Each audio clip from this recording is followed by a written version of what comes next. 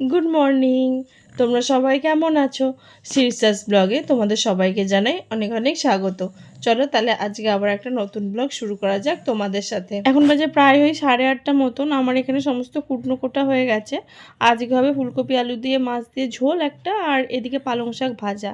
আর এখানে আমি প্রায় 1 টেবিল কাছাকাছি টমেটো কুটেছি, কারণ কি আজকে টমেটোর চাটনি হবে। আসলে চাটনিটা আমাদের একেবারেই করা থাকে, ওই জন্য এতটা কুটেছি। এদিকে আমার ছেলের কাণ্ডখানা খালি দেখুন। আমার সমস্ত কাজকর্ম মিটে গেল, কিন্তু ও এখনও ঘুম থেকে উঠলো না। কখন থেকে ওকে ডাকছি। এ দেখুন ঘড়িতে 10:30 বাজে, 10:20। ওর এখনও ওটার নাম নেই। আসলে ওর একটু শরীরটা খারাপ, কালকে রাত্রে অনেকক্ষণ কেসেছে, কিন্তু তাহলেও ওকে অনেকক্ষণ থেকেই ডাকছি।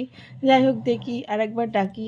আর এই যে এদিকে মোটামুটি মায়েরও সব রান্নাবান্না হয়ে গেছে। এটা ডাল, আর এই যে এটা হচ্ছে ফুলকপি আলু মাছ দিয়ে একটা ঝোল তরকারি বললাম। আর এখানে কিষেনদের ভাতও হয়ে গেছে। আসলে আজকে একটু তাড়াতাড়ি সমস্ত কিছু করার কারণ আছে, কারণ আজকে সমস্ত কিছু তাড়াতাড়ি করে আমরা একটু বেরোবো।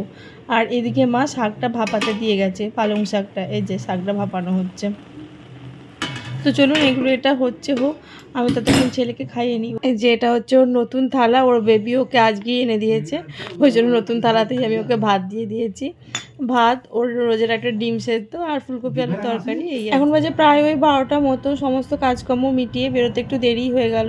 এই যে মা, আমার ছেলে আর আমি তিনজনে মিলে যাচ্ছি টোটো করে। আসলে মায়ের কিছু অফিসিয়াল কাজকর্ম ছিল, এগুলো সমস্ত কিছু সৌম্যই করে, কিন্তু ওর অফিসে আজকে ব্যস্ততা আছে, ওই জন্য ও ছুটি নিতে পারেনি, ওই জন্য আমাকেই যেতে হচ্ছে। চলে এসেছি পোস্ট অফিসে। পোস্ট অফিসে আর কি কাজটা আছে, তো চলুন দেখি যাই কতক্ষণে কি হয়। এখন বাজে প্রায় ওই 1টা মতন। আমাদের পোস্ট অফিসের কাজ হয়নি, কারণ কি লিঙ্ক ছিল না, তো কি আর করা যাবে। তো আমরা বাড়ি ফিরছি এখন। এখন বাজে প্রায় ওই 5:30 মতন। আমার সমস্ত বাসন টাসন গুছিয়ে চা করা হয়ে গেছে, ওই জন্য আটাটাও মেখে ফেললাম। আর এই যে কতগুলো গুছি পরের দিনে সৌম্যর অফিসের জন্য রেখে দিচ্ছি। রোজই রেখে দিই, কারণ কি পরের দিন সকালে তাহলে রুটিটা করে দেওয়া সুবিধা হয় আর কি। আসলে আমার ছেলে আজকে দুপুরবেলা ঘুমোয়নি, বললাম না ওর শরীরটা খারাপ, আর এই টোটোর হাওয়া লেগে আরও কাশিটা ওর বেড়ে গেছে, ওই জন্য দুপুরবেলা কেসে কেসে আর ঘুম হয়নি। আসলে ওকে নিয়ে যাওয়ার একদমই ইচ্ছা ছিল না, কিন্তু কি করব, কোথায় রেখে যাব। বুড়ি পিসি আগে থাকতো, খুব সুবিধা হতো এই সবগুলো, ও বুড়ি পিসির কাছে রেখে যাওয়া যেত, কিন্তু কি আর করা যাবে। এখন ওকে সব জায়গাতেই নিয়ে যেতে হয়, ইচ্ছা না থাকলেও কিছু করার নেই। আর এদিকে দেখেছেন ফুটো মাস্তান এইখানে এসে সাইকেল গাড়ি চালাচ্ছে। খেলার জায়গা পাসনি তুই?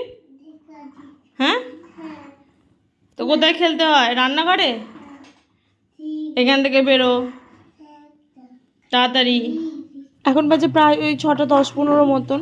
ওর বাবা আজকে তাড়াতাড়ি অফিস থেকে চলে এসছে। আর এই যে ওর বাবার পিয়ে ওর বাবার কাজ করছে, ব্যাগ বয়ে দিচ্ছে। বাবার যে কোনো কাজ করতেও খুব ভালোই পারে। আর ওর বাবা এই যে হাট বাজার করেছে। হাট বাজার করা মানে তো মানে মানে বাজারটাকেই মনে হয় তুলে আনে। কি গো, এটা কি?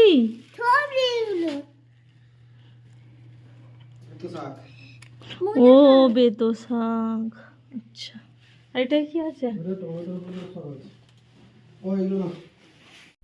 চলুন দেখি এবার ছেলেটাকে খাইয়ে দিই। সমস্ত কাজকর্মের সাথে সাথে ওকে খাওয়াতেই দেরি হয়ে যাবে। এবার ওকে আজকে সন্ধ্যেবেলা একটু পিডিয়াশিওরই দেবো। আসলে সকালবেলা দুধটা খায়নি তো, ওই জন্য ভাবলাম সন্ধ্যেবেলা একটু পিডিয়াশিওর দিই। নাহলে সন্ধ্যেবেলা তো সাধারণত ও দুধ চকোসই খেয়ে থাকে, তো ওই জন্য এখন একটু পিডিয়াশিওর দিয়ে দেবো আজকে। এদিকে সৌম্য আবার অফিস থেকে ফেরার পথে একটু চিকেন এনেছিল পকোড়া খাবে বলে। তা আমি আবার ভাবলাম যে শুধুই কেন পকোড়া খাবো, এটা দিয়ে তো রাত্রে রুটি খাওয়ার আইটেম একটু চিলি চিকেনও করে নেওয়া যাবে। তো ওই জন্যই পকোড়া ভাজতে শুরু করেছি। যদিও এইটা দিয়েছি, এই খোলাটা মানে পকোড়া ভাজা খাওয়ার হিসেবেই, ওই জন্য একটু ভালো করেই ভাজছি। তো চলুন তাড়াতাড়ি পকোড়াটা ভেজে নিই, কারণ কি বাপ ছেলে দুজনে মিলেই ওয়েট করছে পকোড়া খাবে বলে। ভাজতে ভাজতে তো একটু দেরিই হয়ে গেল। আর এদিকে মায়েরাও গায়ে দিয়ে চলে এসছে, সবাই মিলে একসাথেই গরম গরম খাওয়া যাবে। আর যেখানে আমার ছেলে পকোড়া খেতে বসে পড়েছে বাবার সাথে। এই যে বাবাকে আর ছেলেকে একসাথেই দিয়েছিলাম, আমিও নিয়ে চলে এসেছি ওদের সাথে খাবো বলে। আসলে পকোড়া গরম গরম না খেলে ভালো লাগে না, ওই জন্য আগে খেয়ে নিই। এই যে নিয়ে চলে এসেছি, ওই জন্য আগে খেয়ে নিই, তারপরে আবার পরে চিলি চিকেনটা বানাবো। চিলি চিকেন বানাতে তো বেশিক্ষণ সময় লাগে না। এই যে এখানে আমি চিলি চিকেন করার জন্য সমস্ত জোগাড় করে নিয়েছি। পেঁয়াজ, ক্যাপসিকাম, টমেটো এগুলো সমস্ত কুচিয়ে নিয়েছি। আর পকোড়াটা তো আগেই ভাজা ছিল। আর একটুখানি টমেটোও পেস্ট করে নিয়েছি। আর আদা রসুনটা আমাদের মোটামুটি বাটাই থাকে। তো চলুন এটা করে নিই আগে তাড়াতাড়ি। আমার ছেলে আবার বলেছে এটা দিয়েই রুটি খাবে। এই যে চিলি চিকেন আমার এখানে প্রায় রেডি হয়ে গেছে। এভাবেও অনেকে নাবিয়ে দেয়, কিন্তু আসলে আমাদের এ বাড়িতে এতটা শুকনো কেউ খেতে পারে না। তো ওই জন্য আমি একটুখানি জলে কর্নফ্লাওয়ারকে ভালো করে গুলে নিয়েছি। এবার ওটা দিয়ে দেবো।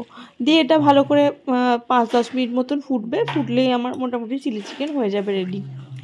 তো চলুন করে নিই তাড়াতাড়ি। এখন বাজে প্রায় 10টা। এই যে আজকে রাত্রের মেনু রুটি, চিলি চিকেন নিয়ে আমরা বসে পড়েছি। আর একটুখানি শশাও নিয়েছি। আর এই যে আমার ছেলেও এখানে বসে পড়েছে। আমার ছেলে লজ্জায় মুখ দেখাবে না আর কি ক্যামেরায়। তো চলুন আজকের ব্লগটা আমি এখানেই শেষ করছি। ভালো লাগলে একটা লাইক করে দেবেন। আর আমার চ্যানেলে যদি আবার ভিডিও পেতে চান চ্যানেলটিকে প্লিজ প্লিজ প্লিজ সাবস্ক্রাইব করে দেবেন। আজকের মতন টাটা, বাই।